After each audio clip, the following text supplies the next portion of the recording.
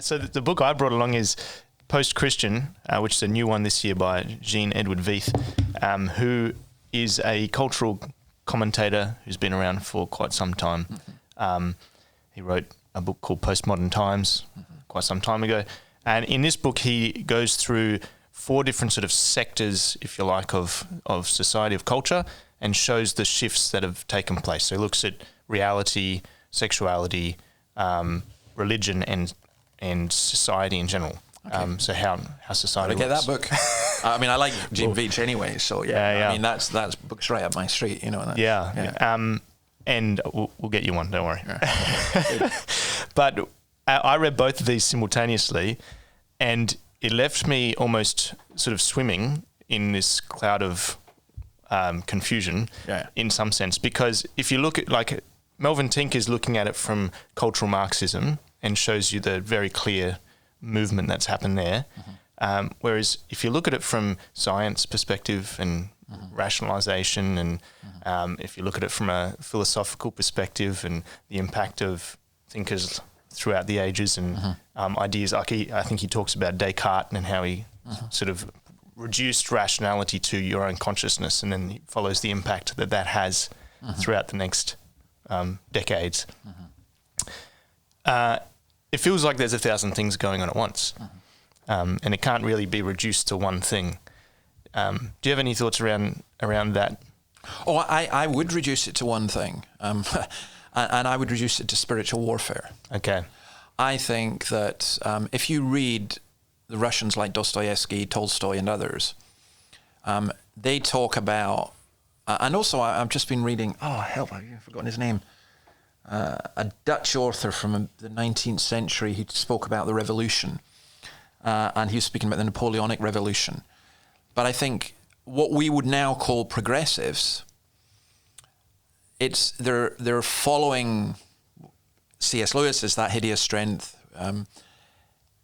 They are attempting to remake humanity in our own image, to remake humanity without God, to make human beings as God. So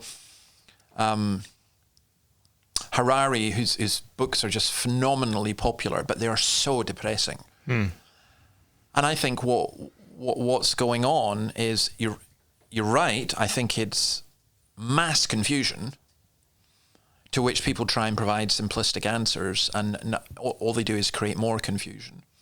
And I just think it's a spiritual warfare in the sense that it's humanity rejecting God. And it's a bit like,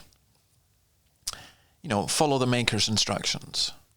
I fill my petrol car with diesel. It's going to go wrong. Work. Yeah. And I think that's the same thing. So it's just all different manifestations. Yeah. So I wouldn't take cultural Marxism as a catch-all for everything. Yep. Because you can add into that materialism. Yep. You can add into that rationalistic.